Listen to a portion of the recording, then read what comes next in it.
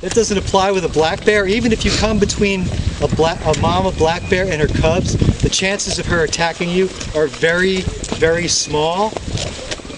Very, very small. Grizzly bear, different story. Grizzly bear, different story.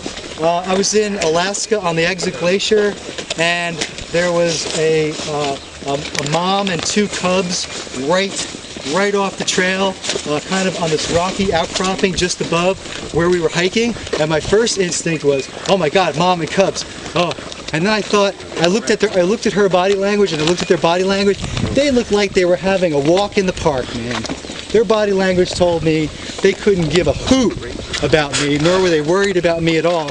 And we just kept walking, didn't stop and stare at them. Took a couple of photos, surreptitiously, kind of took some photos, nice, not to make her uncomfortable, but they didn't care about us at all. I was near Mount McKinley and Denali Park, and my ex-wife and I were watching a valley. We're watching a big grizzly female down in the valley, not far from us. I would say from here to those boulders away. And she was down, we were up on this bluff, and she was down in this valley, walking along a riverbed, digging up stuff along the riverbed. And she was walking this way. And she was getting ready to cross the footpath that went into the campground.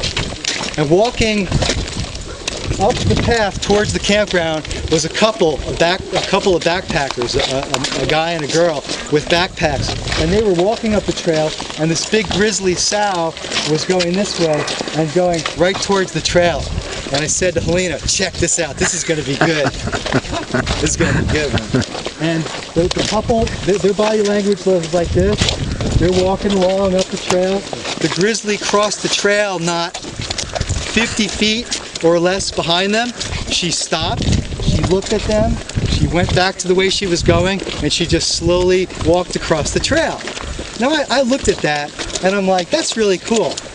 That taught me a lot about being in grizzly country. And the longer I was in grizzly country, the more at home I felt. You know, the less afraid I was. I didn't lose any respect for the grizzly. In fact, my respect grew and grew and grew. And I never got bold or stupid or reckless, but my fear began to decline. And I began to have this fantastic reverence and love and desire and even, hey, how you doing? And even need to be around those big animals, even a need to be around the big animal. And the thing that scared me, and we were around wolves, there was wolves on the highway, wolves in the campground. The thing that scared me the most was moose. Weren't you asking me about moose? Was that you? Yeah.